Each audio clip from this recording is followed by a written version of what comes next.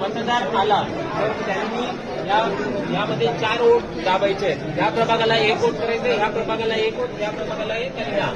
बरोबर आहे. आता आपण हे बॅलेट दिलेलं आहे. हा बिझी लॅम्प पेटलेला आहे. जेव्हा मतदार आतमध्ये जाईल तेव्हा त्याच्या डाव्या बाजूला पहिला हा असेल, पहिला युनिट अ ब.